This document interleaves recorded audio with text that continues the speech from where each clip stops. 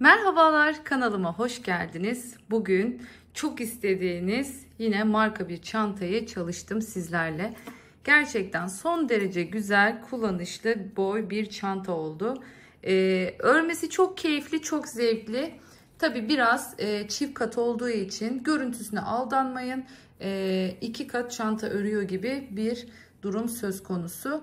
Yani ipinizi ona göre ayarlamanız gerekiyor. Yaklaşık olarak benim ipim kalındı, 350 gram gibi bir ip gitti ama sizin ipiniz ince ise 300 gram da yeterli olacaktır. Ama eğer ki sırf bu çanta için ip alacaksanız yani bence her zaman için garantiye gitmekte fayda var. Mutlaka fazla almaya çalışın ki çünkü sonra aynı tonu bulamayabilirsiniz diyorum. Ne yaptık, neler kullandık bu çantada? Bakın, aksesuarlarımı yine kendim hazırladım. Ne yaptığımı detaylarıyla bulabileceksiniz videonun içinde. Şöyle bir düğmemiz var. Açıyoruz. Bakın, çantamızın içi bu şekilde. Yine aynı şekilde dak keten kumaş kullandım hasır renginde. Şöyle bir yatayda iç cebimiz var bu sefer. Biliyorsunuz bu tarz böyle yüksekliği az clutch tipindeki çantalarda yatay cep kullanıyorum. Onun dışındaki büyük çantalarda dikey cep tercih ediyorum. Öncelikle ağız kısmını makineyle diktim. Sonra elimle tutturdum. Bu çantada çünkü çok kalın 2 kat olduğu için örgü makinenin altında ezdirmek istemedim. O yüzden elimle tutturdum bu sefer çantayı. Görüyorsunuz oldukça geniş bir iç hacmi var. Yani su şişenizi, cüzdanınızı, telefonunuzu, gözlüğünüzü, her şeyinizi, yani hatta parfümünüzü, kreminizi, her şeyinizi yanınıza alabileceğiniz kadar büyük bir çanta diyebilirim buna. Hemen dilerseniz ölçülerini de vermek istiyorum. Dikdörtgenken ölçülerini verdim ama hani bu haliyle birleştikten sonra nasıl bir ebata ulaştı hemen onu da söylemek istiyorum. Şöyle bastıralım. Evet, 33 santim eninde,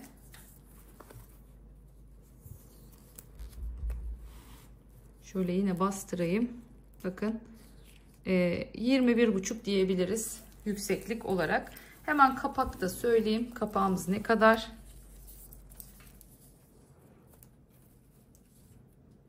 Şuradan hesaplayacak olursak bir 13 santimlikte kapağımız var. Her zamanki gibi normal ayarlanabilir takmalı çıkartmalı görüyorsunuz bu şekilde saplardan kullandım. Yine kendinden D halkalı deri böcelerimiz var, onları kullandım ve bu şekilde deriden bir tutturma aparatı hazırladım. Orijinaline en yakın olanı yapmaya çalışıyorum her zaman için sizlere. Bakın, son derece güzel, muntazam. Biliyorsunuz bu örnek çok aslında bilindik bir örnek. Genelde şu üst katmanları eski model çantalarda renkli çalışılıyordu. Belki öyle deyince daha iyi hatırlarsanız.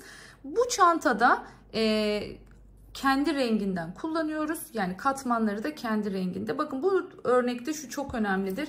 Şu başlangıç ve bitiş yerlerinin doğru yerlere tutturulması çok önemlidir.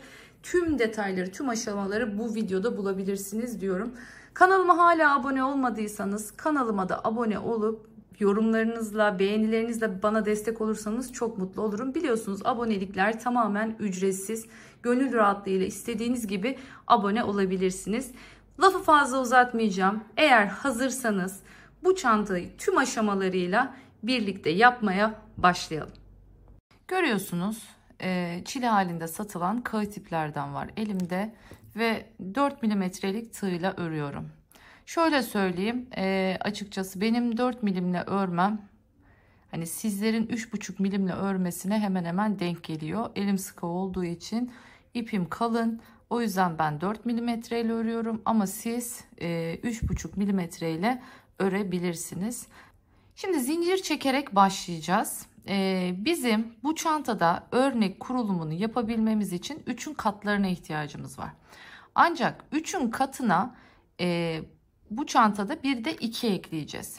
Yani siz elinizin durumuna göre ya da çantayı belki daha fazla büyütmek istersiniz, belki daha da küçültmek istersiniz. Hani bu durumda ne yapmanız gerekiyor? 3'ün katları artı 2 olarak gitmeniz gerekiyor. Şimdi Ben başlangıçta bu örneğin benim için 48 ihtiyacım olan 48 zincir. Üzerine 2 tane daha zincir çekeceğim. Yani toplamda ben bu çantada 50 zincirle başlıyorum. Bakın zincir nasıl çekmeye başlıyorum. Şöyle öncelikle tutuyorum. Bakın ipimi ikiye katladım. Tığım arasına aldım. Bu şekilde siz dilerseniz klasik yani şöyle yapıp bir sıkıştırıp öyle de başlayabilirsiniz. Ben o şekilde başlamıyorum. Şöyle tuttum ipi, bırakmıyorum. Şöyle bir tane çekiyorum. Bakın hala bırakmadım. Bir tane daha çekiyorum. Ve bu ipimi bıraktığımda burada başında düğüm olmadan bir tane sık iğne elde etmiş zincir elde etmiş oluyorum. Bu benim birinci zincirim. Yani ne yapacağım? 49 tane daha zincir çekeceğim. 4 5 6 çok büyük olmasın, çok da sıkı olmasın. 7 8 9 10. Ben hemen zincir sayımı 50'ye tamamlayıp geliyorum. Evet, 50 zincirimi çekip geldim. Bakın. Hemen şimdi artık örneğimizi kurmaya başlıyoruz. İpimi tığımın üstüne doladım. 1 2 3 4 zincir bırakıyorum. 5. zincirin içine hemen ikili trabzan yaparak başlıyorum. Bakın 1 2 tanesini bir seferde, kalan 2 tanesini bir seferde çekiyoruz. Buna ikili trabzan diyoruz. Aynı deliğe tekrar giriyorum. 2 2 tekrar giriyorum. 2 2 bu şekilde bir üçlü yapmış olduk. Aynı gözün içine. İpimi yine doluyorum. Bakın hiç zincir çekmiyorum arada. 1 2 boşluk bırakıyorum. Üçüncüye giriyorum tekrardan. 1 2 1 2 aynı delikteyim hala. 1 2 yine aynı şekilde bakın üçledim. 1 2 boşluk bıraktım. Girdim. Üçüncüye. 1 2 doladım. 1 2 yine doladım. 1 2 evet. Şimdi bu mantıkla aynen bu şekilde sıra sonuna kadar bütün zincirlerimi bitireceğim. Bakın görüyorsunuz aralarda hep 2 zincir boşluğumuz var. Aynı zincir deliğinin içine 3 tane ikili trabzan yapıyoruz. Hemen sıra sonuna geliyorum. Daha sonra üst sıraya nasıl geçeceğiz onu göstereceğim. Evet, geldik sıra sonuna. Bakın kaç tane oldu bundan? 16 tane oldu. Çünkü 48 artı 2 ile başladığımız için görüyorsunuz toplamda 16 tane örnekten koymuş olduk. Şimdi yukarıya döneceğiz. 1 2 3 zincir çekiyorum ve dönüyorum. Çevirdim örgümü. Şimdi bakın artık hep boşluklara batarak ilerleyeceğiz. Burada görmüş olduğunuz iki örneğin arasındaki boşluğa aynı şekilde 3 tane ikili trabzan yapıyorum. 1 2 bakın 2 seferde çekiyorum. 1 2 araya zincir almıyorum. Burası çok önemli. Girdim yine yan boşluğa. 1 2 seferde çektim. Girdim. 1 2 üçüncüyü yapıyorum. 1 2 bakın 2 seferde çekiyorum. Bu şekilde son kez şunu da göstereyim. Bakın yine boşluktayım. İkisinin arasındaki ilmek boşluğuna giriyorum. 1 2 2 çekiyorum bakın. İkinciyi de yaptım. Evet, bu da üçüncü. Şimdi de bu yöntemle sıra sonuna kadar gelelim. Sıra sonunu nasıl yapıyoruz onu göstereceğim. Evet, bakın şimdi geldik son kısma. Şimdi burada ikisinin arasına battık en son. Eğer ben buradan dönersem bakın eksiltme yapmış oluyorum. Zaten saydığınızda da ne demiştik? Hep 16 olacak. 1, 2, 3, 4, 5, 6, 7, 8, 9, 10, 11, 12, 13, 14, 15'teyiz şu anda. 16.'yı da yapmamız lazım. Yine ipimi doladım bakın. Ne yapıyorum? Şu buradaki boşluğumuz vardı ya ilk yaptığımız. Buraya giriyorum. Şimdi 3 tane de buraya yapacağım.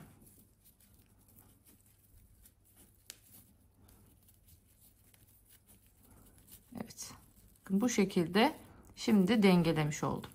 Şimdi tekrardan 1, 2, 3 tane zincirimi çekiyorum. Dönüyorum.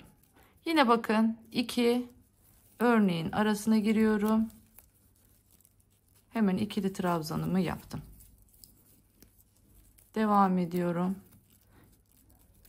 1, 2 girdim. 1, 2. Bakın yine 3 tane ikili trabzanımı yaptım. Devam ediyorum aynı şekilde.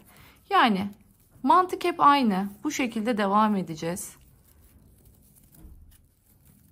Her boşluğa 3 tane ikili trabzan yapacağız. Bu bizim aslında ana gövdemiz. Yani asıl örneği daha sonra bitirdiğimizde bunun üstüne kuracağız. Şimdi şöyle göstereyim. Bakın yine sıra sonuna kadar geleceksiniz. Aynı şekilde yine bu son boşluğa yapacaksınız.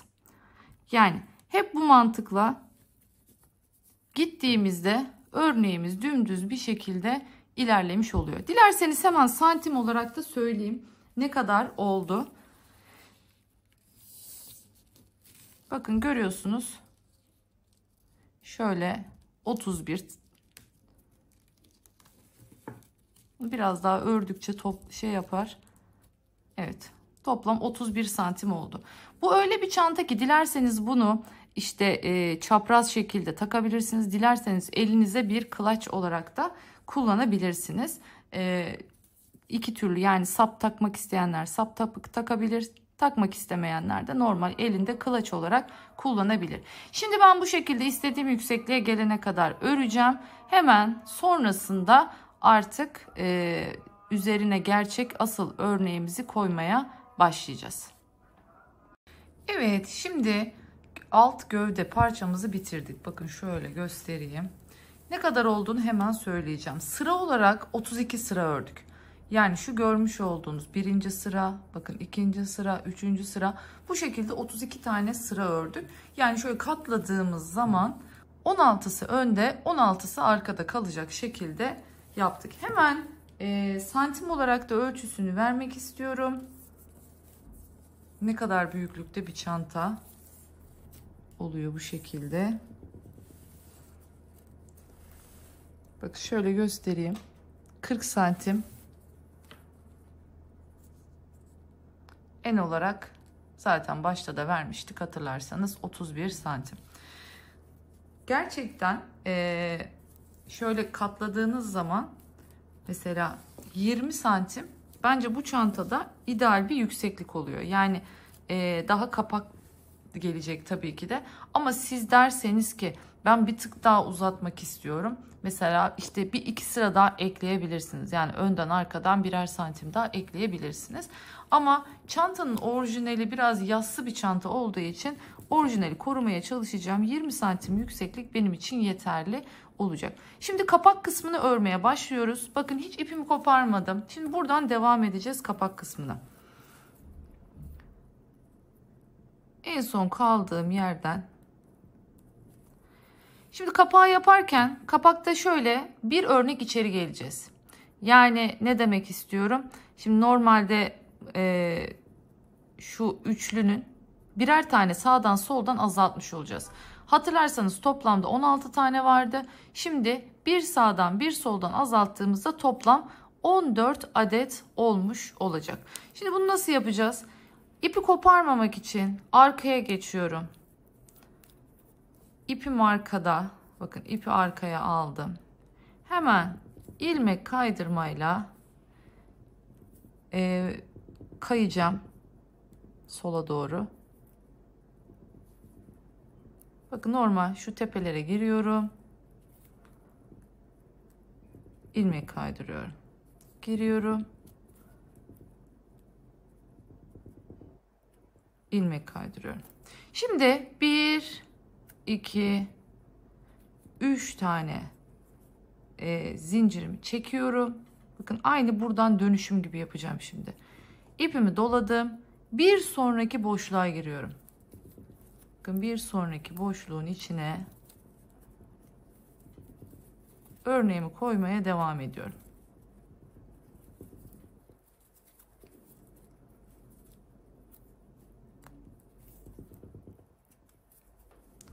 Bakın şu şekilde. Aynı buralardan dönüş gibi oldu, bakın görüyorsunuz. Ama ne yaptık?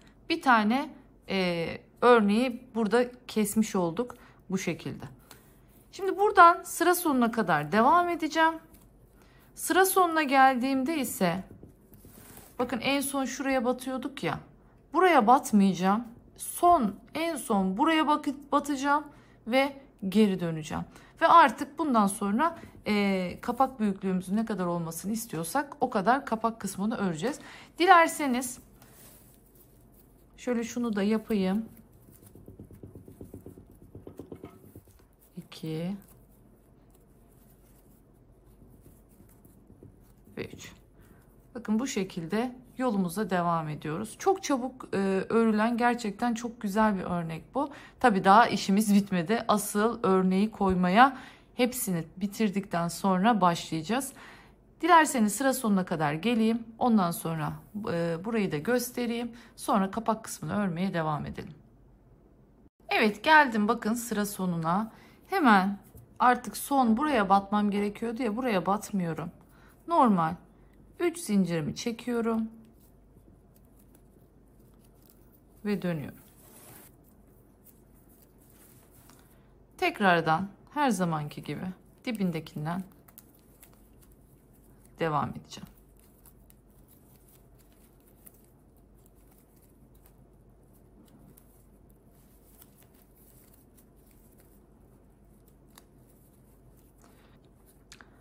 Evet, şimdi bu şekilde yukarı doğru gideceğiz. İstediğimiz yüksekliğe gelene kadar kapağımızı öreceğiz ve yine kaç sıra olduğunu, kaç santim olduğunu sizlere söyleyeceğim. Hemen dilerseniz bu kısmı da bitirelim. Bakın unutmayın, yalnız buraya geldiğinizde bunun içine de üçlü yapmayı unutmayın. Karıştırıyorsanız sayın mutlaka. 1, 2, 3, 4, 5, 6, 7, 8, 9, 10, 11, 12, 13, 14. Bakın dediğim gibi buradan sonraki sıralarda da hep 14 olmasına dikkat edin diyorum. Ve ben kapağı bitirip hemen geliyorum. Evet, bakın artık bitirip geldim. Ne kadar yaptım hemen söylüyorum. Bakın 1, 2, 3, 4, 5, 6, 7, 8, 9, 10 sıra ördüm. Ve bu şekilde bakın bu üçlü de bitmiş oluyor. Burada kilitledim bunu. Bitirdim. İpimi kestim. Şimdi artık çapraz üstlerini örmeye başlayacağız. Bu çantada üstleri her seferinde başlayacağız, yapacağız. Sonrasında ise ipimizi koparıp tekrar diğerine bu şekilde ilerleyeceğiz. Şimdi ilk olarak şuraya değil, bakın buraya, yani şu üçlü altındaki delik değil, bir sonraki delikten şimdi başlıyoruz. Şimdi öncelikle şöyle bir kilit yapalım. Bakın şu şekilde bir kilitleyelim. Bakın birinci değil, altındaki ikinci delik. Geldim. Buraya sık iğnemi yaptım. Görüyorsunuz. Şimdi bir tane de zincir çekiyorum. İpimi doluyorum. Şöyle göstereyim. Bu artık bu şekilde çapraz gidecek ya, bakın. Şuradaki birinci ve buradaki ikinci araya şimdi aynı örneği tekrardan kuracağım. İpimi bakın bir kere doladım. Giriyorum buraya. Bakın bu şekilde ipimi çekiyorum.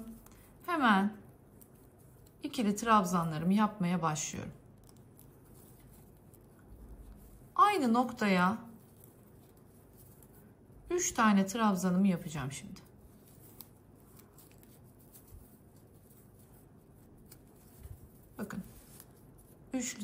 3 tane trabzanımı yaptım. Şimdi ipimi doluyorum. Bu sefer diğer, bakın, deliklerin üstüne giriyoruz. Şu şekilde girdim. Yine ipimi çıkarttım.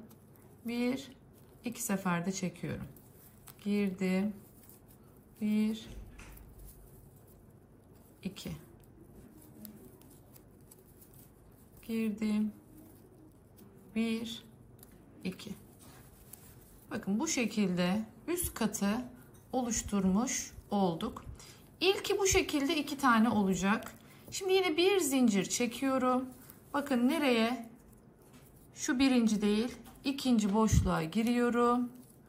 Buraya hemen bir tane sık iğnemi yapıyorum. Ve yine bir zincir çekip burada ipimi kesiyorum. Bunu bu şekilde buraya şöyle sıkıştırmış olduk. Bakın bu şekilde birinci çaprazımı oluşturmuş oldum. Şimdi devam edelim. İkinci çaprazımıza geçiyoruz.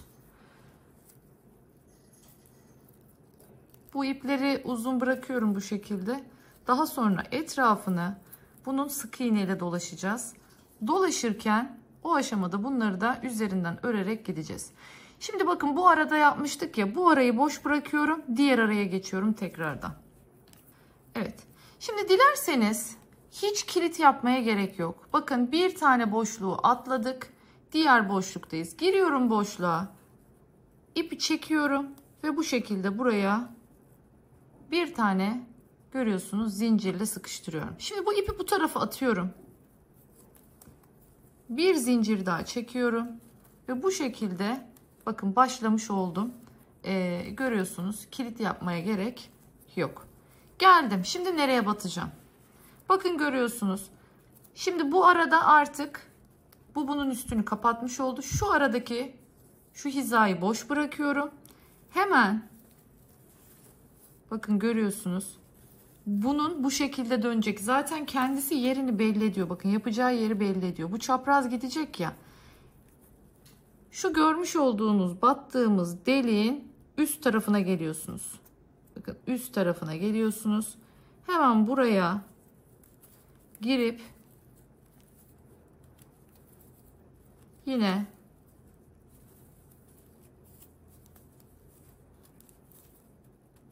ikili trabzanlarımızı yapmaya başlıyoruz. Bakın 3 taneyi yaptım. Hemen geçiyorum yan tarafa.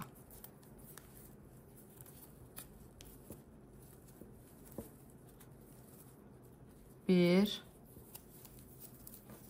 Bakın nereye battığıma güzel bakmanızı istiyorum. Ne demiştik? Şu deliğin üstü.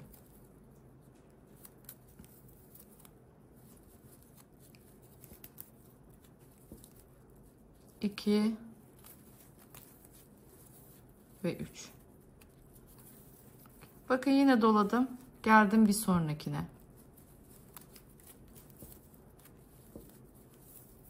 Burayı komple göstereceğim. Hiç kesmeyeceğim.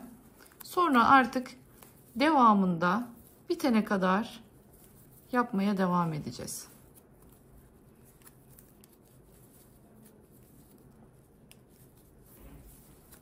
Şöyle döndürelim.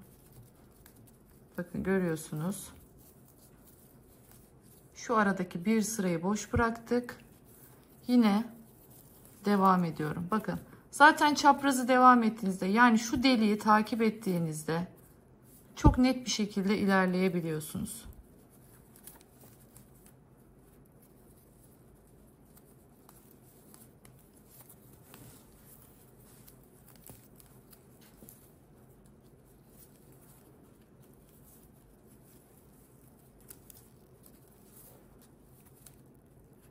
İpim gerçekten o kadar kalın ki.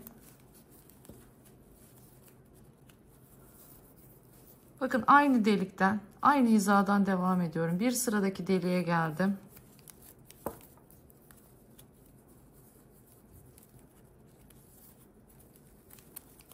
Hep çapraz gideceğiz.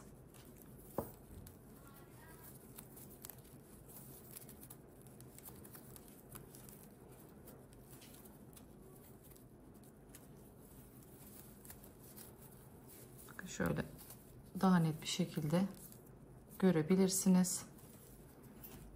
Şimdi sıradaki, bakın sonuncuyu yapıyoruz. Dediğim gibi delikleri takip ederseniz herhangi bir şekilde şaşırma yapmazsınız. 2 ve bu da, pardon,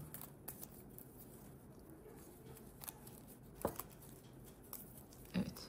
Şimdi üçüncüyü de yaptık. Yine bir zincir çekiyoruz. Bakın şöyle düzeltin ve görüyorsunuz.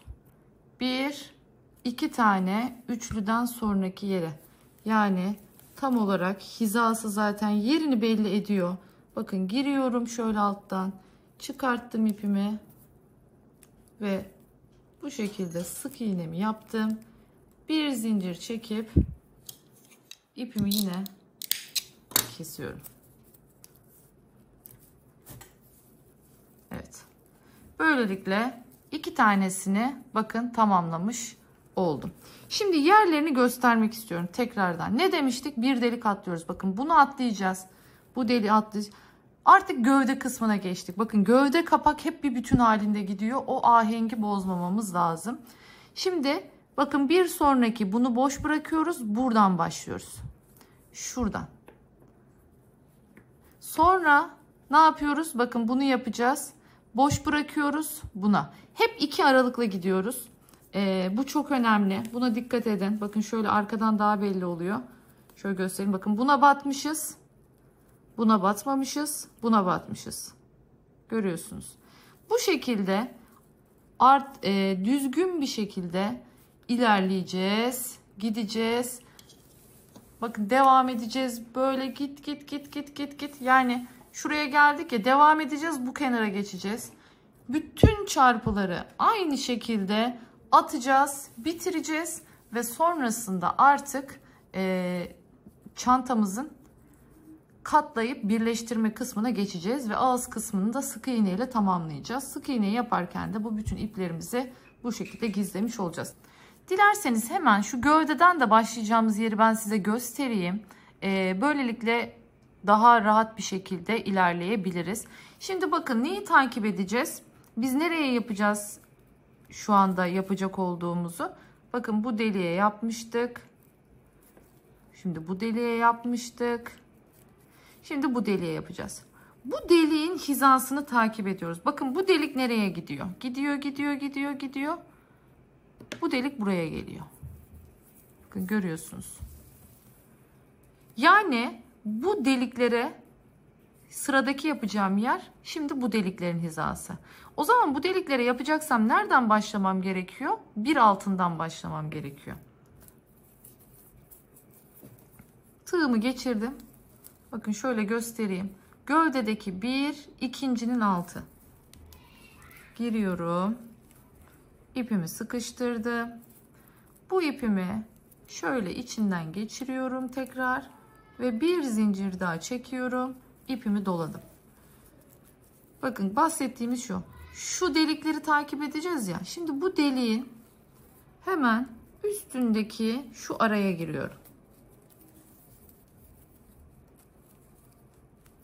1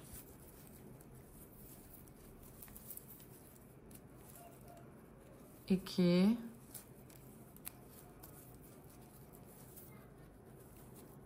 3.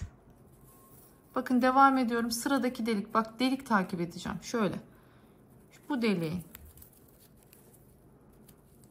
üstüne giriyorum.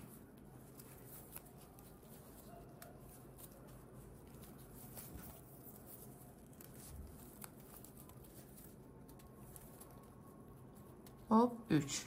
Ne yapıyorum? Sıradaki delik bu. O zaman bu deliğin bir üstüne giriyorum.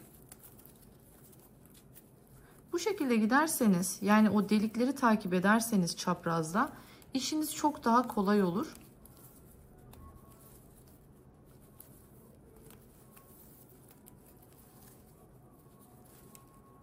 Bakın bu. Şimdi anlaşıldı diye düşünüyorum. Buradan sonra artık aynen zaten devam edilecek. Dediğim gibi deliği takip ediyoruz. Bakın bu deliğin üstü. Bu deliğin üstü burası. Bu deliğin üstü burası. Bu deliğin üstü burası. Bu şekilde aynı çaprazı takip edeceğiz. Bakın sıradaki delik, bu deliğin üstünü de yapıp gideceğiz. Bir sonrakine bağlanacağız. Hep bu mantıklı gidilecek. Sadece başlarken lütfen şuna dikkat edin. Şimdi bir sonraki sırada takip edeceğimiz delik sırası bu ya. O zaman bir altından başlıyoruz. Yani hangi hizayı takip edeceksek başlarken bir altından başlıyoruz. Mesela bir sonrakinde buradan başlayacağız. Örnekleri şu aralara koyacağız. Başlarken hep bir altından başlayacağız. Evet, dilerseniz ben bu şekilde bütün parçayı bitireyim, geleyim. Artık ondan sonra birleştirme ve ağız sık iğne aşamasıyla devam edelim. Evet, artık çantamızı bakın bitirdik. Tam tamına denk geliyor. Görüyorsunuz, burada bitti. Yani şöyle çevireyim. Hatırlarsanız burada başlamıştık. Böyle buradan dümdüz devam ettiğimizde en son bu şekilde çantamız bitiyor. Bakın ütüsünü yaptım. Üzerine bez koydum, ütüledim. Çünkü ilk etapta diyebilirsiniz bunlar çok kalkık oluyor diye. Ütüleyince bakın hepsi doğru yöne doğru yatmış oldu. Şimdi artık çantamızı birleştirme aşamasına geçeceğiz. Ama bu aşamadan önce çantamızın etrafını bir tur sık iğne ile dolaşmak istiyorum. Bu hem daha kolay eklememizi sağlayacak. Şöyle dilediğiniz herhangi bir yerden başlayabilirsiniz. Açıkçası çok da önemli değil. Bu ipleri burada şimdi sık iğnelerimizi yaparken bir taraftan bunları da bu şekilde içine yürüteceğiz, gizleyeceğiz. Burada sık iğneyi yaparken yalnız şuna dikkat etmenizi tavsiye ediyorum. Mutlaka ve mutlaka iki taraftaki sayılarınız aynı olsun. Yani sık iğnelerinizi yaparken nasıl bir yol izleyecekseniz elinizin genişliğine göre mutlaka dediğim gibi aynı olsun. Yani ne demek istiyorum? Mesela şimdi burada görmüş olduğunuz bir trabzan var. Bu trabzanın yanına şimdi ne yapacağız? İndireceğim tabii videoyu. Şöyle yaklaşalım. Şimdi mesela şunun kenarından başlayacağım. Başladığımda şu görmüş olduğunuz alan ne kadar yapacaksam diğer tarafta da aynısını yapacağım. İşte boşluklara ne kadar yapacaksam diğer tarafta da aynı şekilde yapacağım ve bir taraftan da hep bu ipleri gizleyeceğim. Böylelikle ne olacak? İplerimizde böyle tek tek gizlemek zorunda kalmayacağız onları da. Dilerseniz şöyle başlayalım. Bakın ilk olarak şu görmüş olduğunuz delik noktası. Buradan başlıyorum.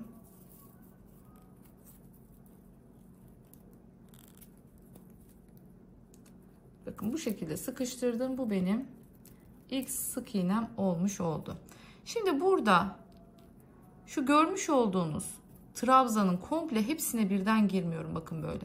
Şöyle buradaki trabzanın uzun bacağının içinin bir tanesine giriyorum. Bir de bu ipimi yürütüyorum içinden. Bu şekilde sık iğnemi yapmış oldum. Şimdi bir tane daha giriyorum aynı yere. Bir tane de şu üst noktasından giriyorum. Çünkü trabzan ikili trabzan olduğu için bakın burayı uzatıyoruz. Bir tane de şuradan çekiyoruz ya. Bir tane de burada üst noktasından girdim. Yani toplamda bakın şu başlangıcı saymayın. O alt noktada çünkü. Kenar olarak saydığımızda bir trabzana 3 tane sık iğne yapmış olduk. Şimdi geldik deliğe. Deliğin içine de bir tane yapıyorum. Geliyorum tekrar bakın sıradaki trabzana. Yine alt uzun bacağına girdim. Buraya 2 tane yapacağım. 1 2 Sonra bakın trabzanın üst kısmındaki yere giriyorum. Buraya bir tane yapıyorum. Ve şuradaki bakın boşluktayım. Şu anda bakın bu boşlukta ne var? Zaten şu görmüş olduğunuz yaptığım uzantı var. Hemen onun şöyle bağladığım sık iğne var ya bakın. Tam oraya giriyorum.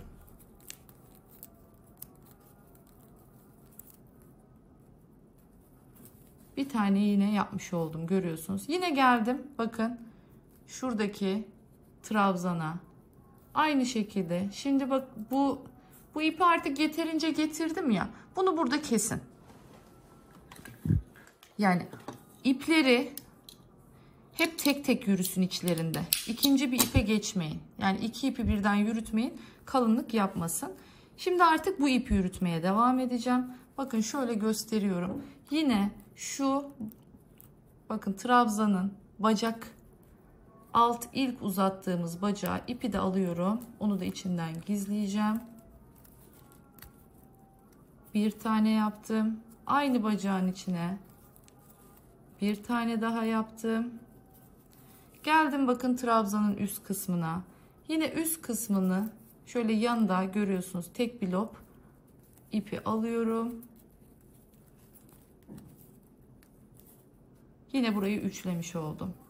Geldim boşluğa. Boşluğa bir tane yapıyorum. Bakın görüyorsunuz. Yan kısmı bu şekilde dolaşıyoruz. Bakın yine geldim trabzana.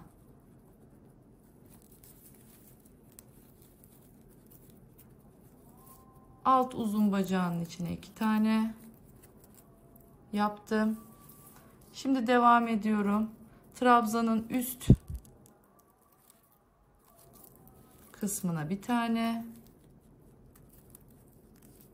Geldik yine bakın boşluk kısmına. Boşluk kısmında nereye batıyordum? Bakın şurayı döndürdüğümde görüyorsunuz. Şu buraya batmış olduğum sık iğnenin şu arkadaki bakın görünen 2 tane bacağı var. Buraya giriyorum.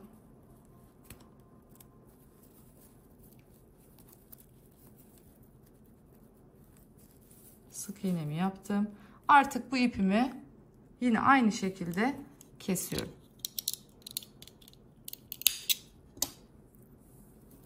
Bu sefer artık bakın bu ipi gizlemeye başlıyorum. Yine arka bacak.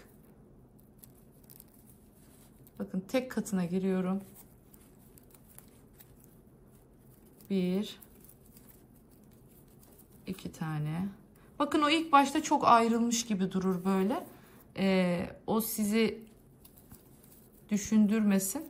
Şimdi bir diğer yaptığım yeri göstereyim. Bakın daha net bir şekilde anlayacaksınız.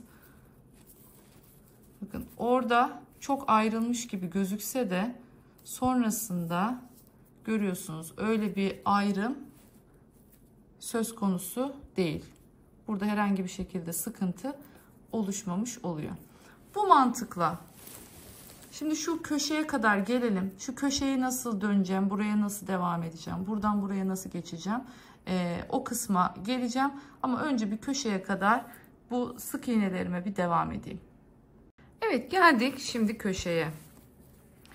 Bakın en son şu görmüş olduğunuz gibi yine şu uzantının şu arkasında, yani sık iğneyi bağladığımız yere battım ve şimdi dönüyorum. Dönerken normalde ne yapıyorduk? Bunu yaptıktan sonra trabzana geçiyorduk. Yani diğer yerlerde bakın bunu yaptıktan sonra, ama önümüzde trabzan yok, artık döneceğiz. Bu ipi de içinden yürüterekten şu köşedeki boşluğa şimdi bakın 1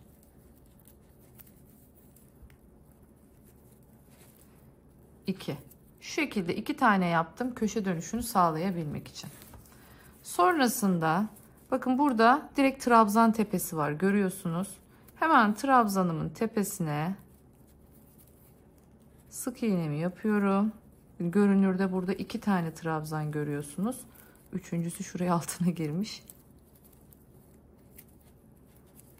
2 bakın bu üçüncüsünü ellemeyeceğim. Yani buraya girersem burayı çok açmış olurum. Oraya hiç girmeyeceğim. Şimdi buradan döneceğim şu yan tarafa. Bakın artık yine gördüğünüz gibi trabzanlara geldik.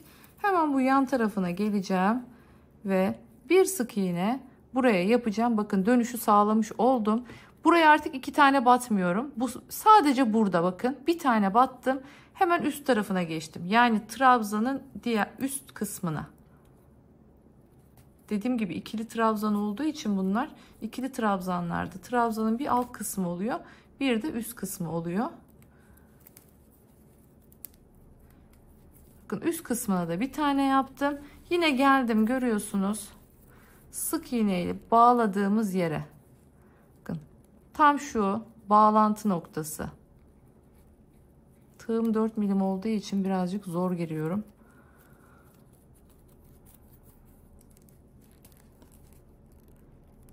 Birini aldım, diğerini de almaya çalışıyorum şu anda. Evet, ikisine de girdim, bakın. Evet, çıkarttım ve sık iğnemi yaptım. Şimdi artık bakın yan tarafa aynen devam ediyoruz. Hiçbir fark yok. Bakın hemen trabzan kısımdayız. Trabzanın alt bakın şuradan bir tane bunu alıyorum, ipimi içinde yürütüyorum tekrardan. Bakın şuna dikkat edin, bak tepem çok büyük olmuş, sık iğnenin tepesi çok büyük olmuş, o yüzden şu tığımdakini sıkı tuttum, sıktım, düzeltiyorum, tekrar yapıyorum. Alt kısma ne yapıyorduk? 2 tane yapıyorduk, yaptım. Bir tane de üst kısma yapıyorduk, onu da yaptım. Sonra geldik, bir tane boşluğa yapıyorduk, yaptım. Yine geldim, bakın trabzandayım, altına 2 tane, hemen üstüne bir tane.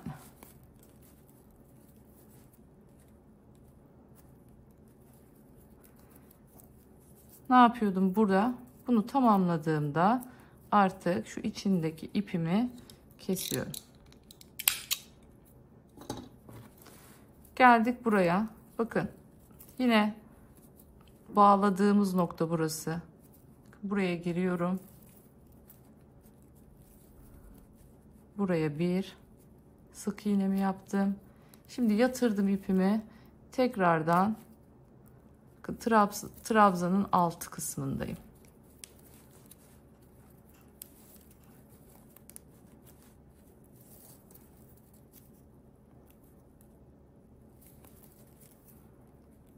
Üstüne, yani her trabzanda mutlaka 3 tane sık iğneniz olacak. Boşluktayım, battım. Yine geldim trabzana, altına 2 tane, 1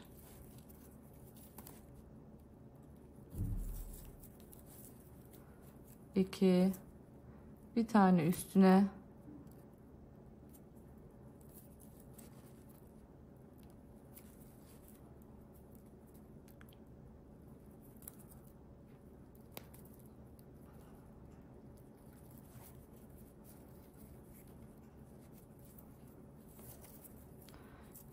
şimdi yine artık ipimi kesme zamanı. Kalan parçayı kestim. Şimdi bakın geldik buradaki bağladığımız yine sık iğnenin bağlantı noktasına.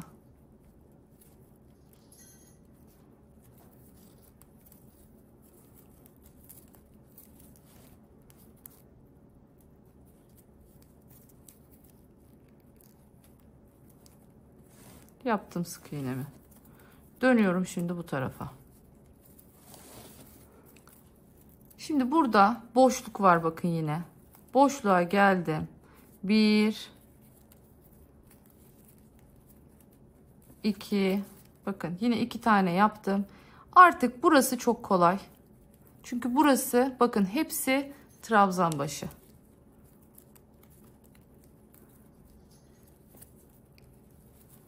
Trabzanların tepesine, her trabzanın tepesine bir tane olacak şekilde ipimi de içinden yürüterek yoluma devam ediyorum.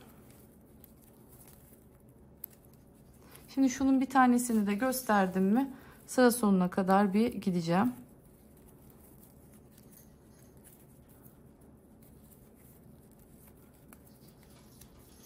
Evet. Bakın bu şekilde köşeyi döndürdük. Görüyorsunuz. Şimdi bu ipi kesiyorum. Bakın çünkü sırada gizleyeceğim diğer ipe geliyorum artık. Bundan kalanı aldım. Şimdi buna devam edeceğiz. Burada şuna dikkat etmemiz lazım. Bakın yine burada görüyorsunuz trabzan tepesi var. Yani bu sefer buna batmayacağım. Şuradaki şu kısma batmayacağım. Direkt şu görmüş olduğunuz trabzan tepesine batacağım. Ama bunu yaparken yine bunu içine alıyorum. Bakın görüyorsunuz. Şuradaki trabzan tepesine girdim. Bunu yaparken de bu ipimi buraya içine hapsediyorum. Devam ediyorum. Bakın görüyorsunuz. Araya bunu hapsetmiş olduk. Normal. Hiç sayımızı arttırmadan yola devam.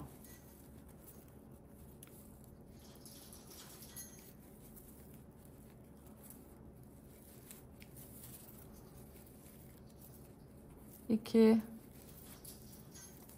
üç. Bakın yine bu ipimizi artık burada kesiyoruz. Gördüğünüz üzere hep içinden bir kat ip yürüterek gitmiş oluyoruz. Son derece düzgün bir şekilde çantamızı bakın bu şekilde dolaşacağız. Şimdi bu köşeye kadar gelelim. Yine bu köşede nasıl döneceğiz, nasıl devam edeceğiz hemen onu göstereceğim.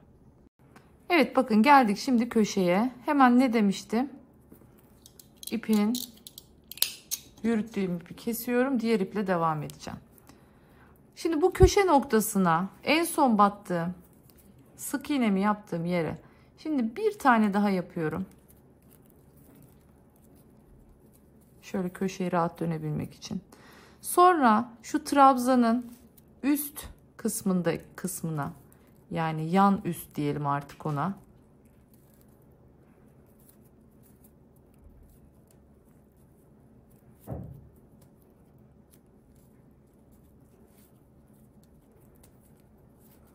Evet. Bakın girdim. Şu gördüğünüz gibi şuradaki yan üst kısma girdim. Hemen buraya bir sık iğne. Ne demiştik? Şu alttaki kısma 2 sık iğne. Aynı mantık devam edeceğiz şimdi. Boşluğa bir tane.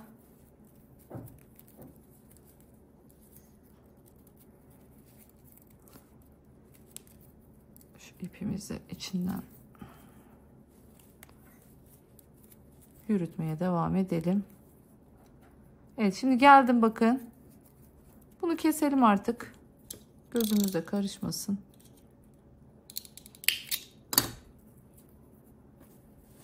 Evet görüyorsunuz şu üst kısımda. Bakın şu uzun bacağın olduğu yer. Şurası da üst kısımdaki ikinci olarak çektiğim.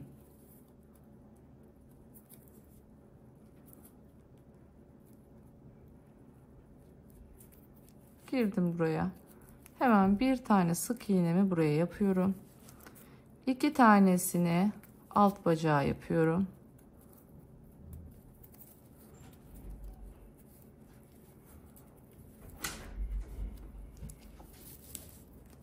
Sonra bakın bunlar daha düzgün görüyorsunuz.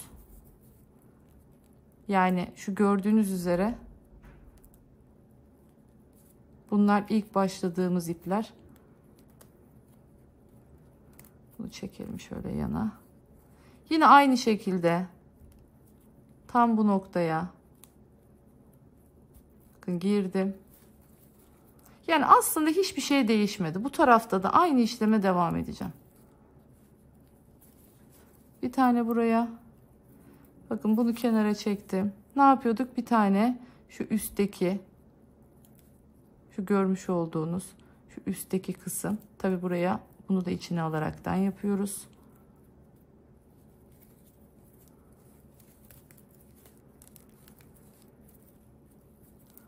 İki tane alta.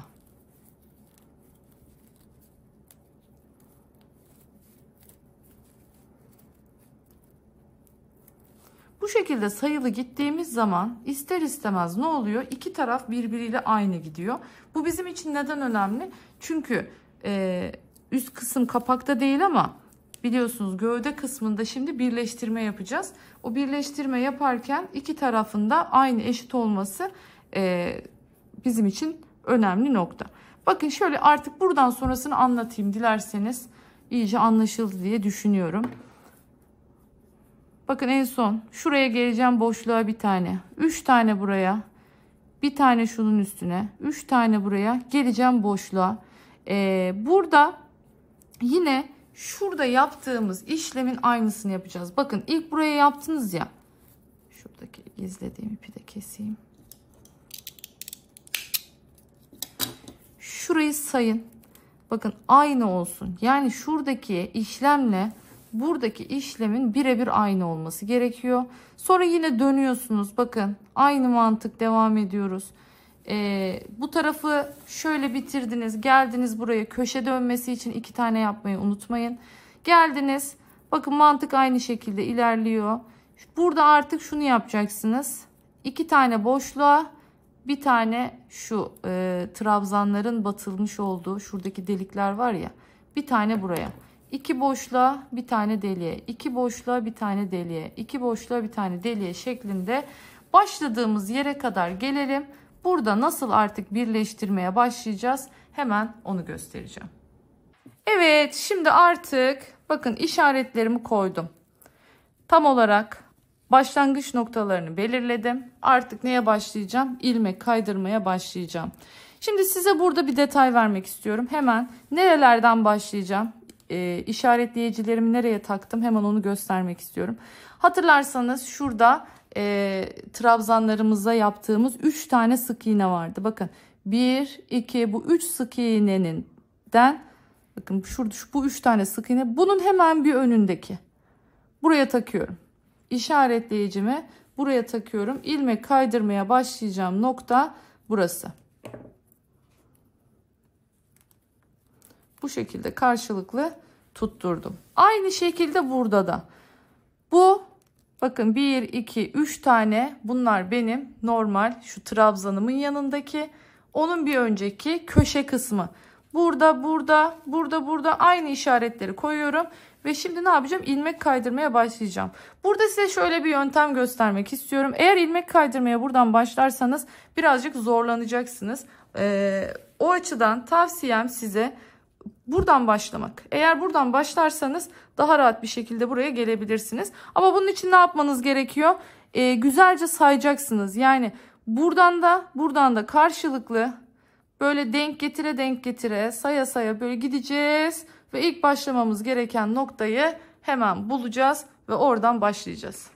Evet, bakın ağza saydım böyle. Tam başlamam gereken nokta burası. Hemen bakın bunun bir lobundan aldım. Bunun bir lobundan aldım. Bu şekilde girdim.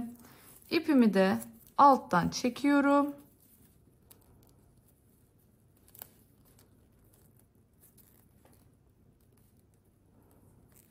Ve bakın bu şekilde başlamış oldum.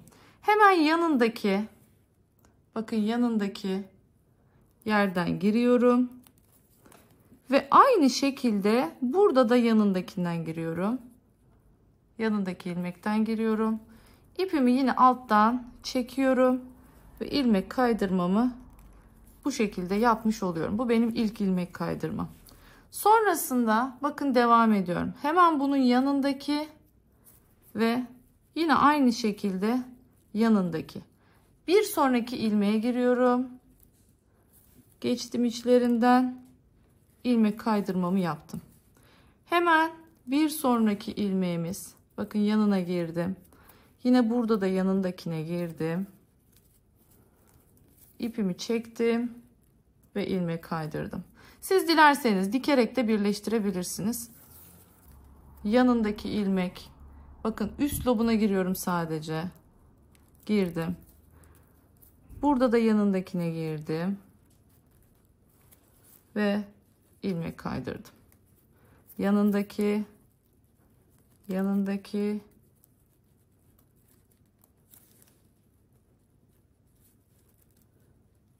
ilmek kaydırdım. Bu şekilde şimdi sıra sonuna kadar her ilmeği karşılıklı ağza gelecek şekilde kaydıracağım. Tel çekmemeye dikkat edin. Şimdi kucağımda çok daha rahat bir şekilde yapacağım. Bakın bu şekilde ilmek kaydırmayla iki ucu birbirine bağlamış oluyoruz. Şöyle tekrar göstereyim. Hemen dilerseniz bu işlemle ağzına kadar gidip geleyim. Evet, bakın ilmek kaydırmayla geldik buraya kadar.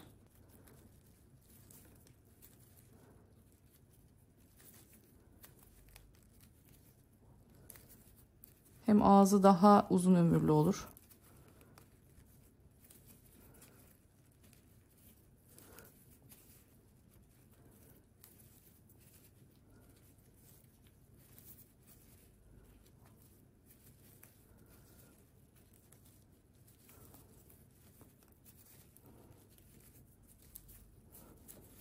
Şöyle. Dolaşalım dilerseniz bu şekilde gayet güzel oluyor.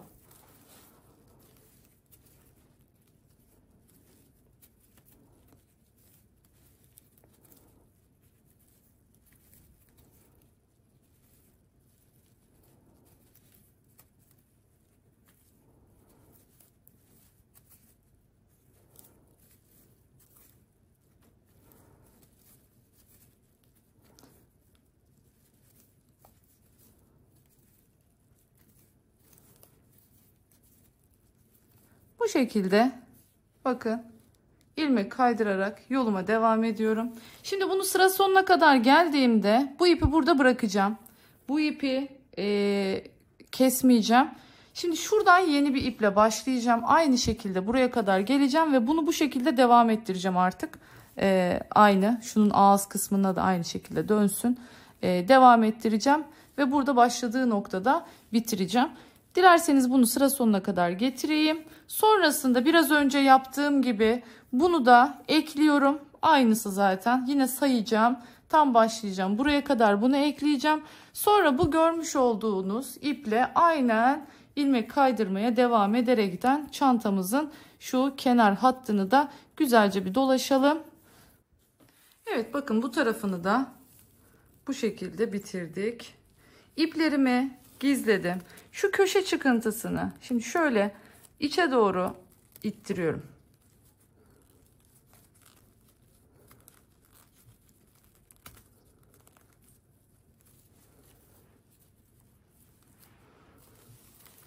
Aynı şekilde buraya da ittirdim. Şu köşelerin biraz oval durmasını istiyorum. O yüzden köşeleri biraz içine doğru ittirdim, sivri kısımlarını. Şimdi burada artık ne yapacağız? Ben bunu burada bırakmıştım hatırlarsanız. Şuraya.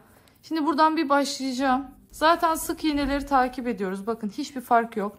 Bütün sık iğneleri aynı usulle aynı şekilde kapağa da dolaşıp başladığım yere kadar hemen sık iğnelerini ilmek kaydırmalarını yapıp geliyorum. Sonrasında artık aksesuar kısmına geçeceğiz. Evet, bitirdik geldik. Şimdi nasıl bu finali yapacağız onu göstereceğim. İpi iğneye takıyorum. Burada ilk yapmış olduğum ilmek kaydırmadan şöyle giriyorum. İkisine birden bakın.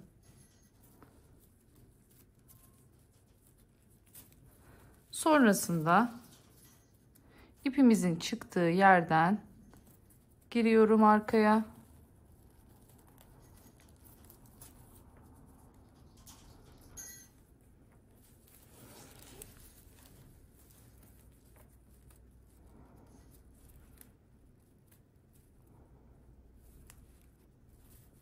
Şimdi bunu şöyle ön tarafa alıyorum.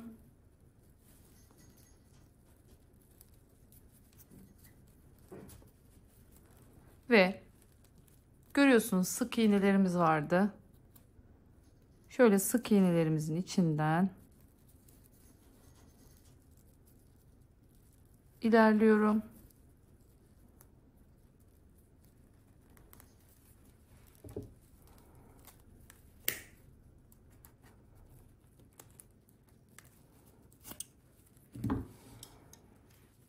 ipimizi burada kesiyoruz.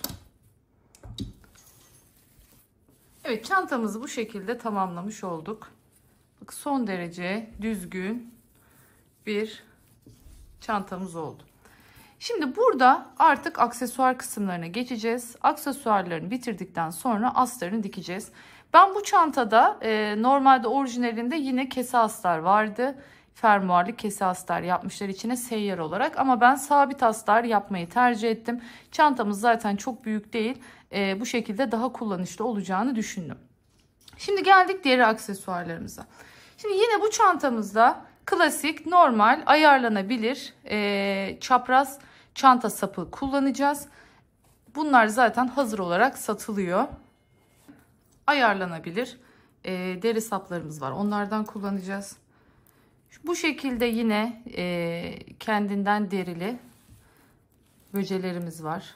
Bu şekilde bunlardan kullanacağız yanlarına. Sonrasında şimdi ön kısmında bu çantamızın orijinalinde şurada derisi var, markası var. Bakın ben de markamı bu şekilde diktim. Normal bu standart biliyorsunuz saplarımız var ya 70 santimlik, onlardan kestim. Markayı bu şekilde üzerine diktim. Şimdi bunu çantamıza dikeceğiz. Başka nelerimiz var? Bu deriyi dikerken aynı zamanda altına bakın bu şekilde bir ince deri kestim yine. Şöyle bunu tutturacağız. Şöyle hem altı dikerken hem üstü dikerken bu şekilde tutturacağız. Hemen ne kadar olduğunu söyleyeyim bu kestiğim parçaların da.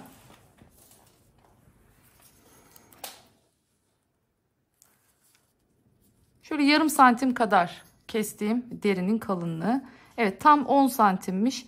10 santim bu şekilde bir parçamız var. Hemen bunu da söyleyeyim. Bu da 7 santimlik bir derimiz. Etiketim zaten 6 santimlik etiketti. 7 santimlik deriyi kestim. Bakın köşelerini de ovalledim bu şekilde. Sonra bir tane bu şekilde düğmemiz var. Bakın düğmeye baktığımızda bu bizim yaklaşık 3 santime yakın düğmemiz. Şu ahşap düğmelerden. Yine görüyorsunuz bir deri parça hazırladım. Aynı şunun kalınlığında bakın yarım santimlik. Bunu bu şekilde deliklerinden geçirdim. Hemen onu da söyleyeyim kaç santim. Şöyle ölçersek ikiye katlarsak. Evet, 3,5'tan 7 santimlik de bir deriyi bu şekilde içinden geçirdim. Bunu da hazırladım. Ve sonrasında bunu alt tarafına takmak için de yine aynı şekilde bakın aynı deriden kestim bunu da. Hemen bunun da ölçüsünü söyleyeyim.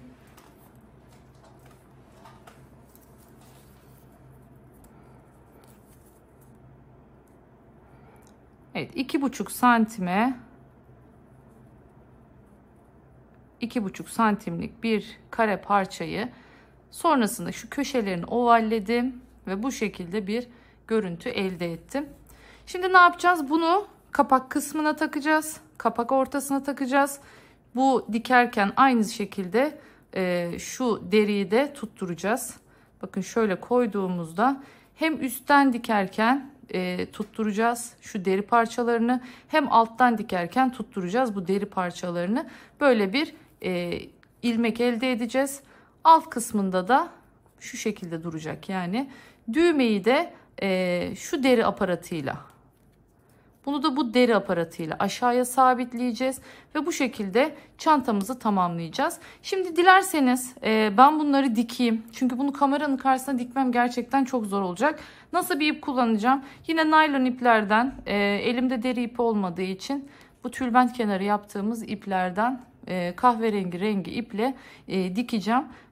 Dikerken de şu şekilde ucu sivri bir iğne kullanıyorum ve mutlaka da deriden iğneyi itmek için ben dikiş yüzüğü var, onu kullanıyorum. Siz herhangi bir sert bir cisimle ittirebilirsiniz.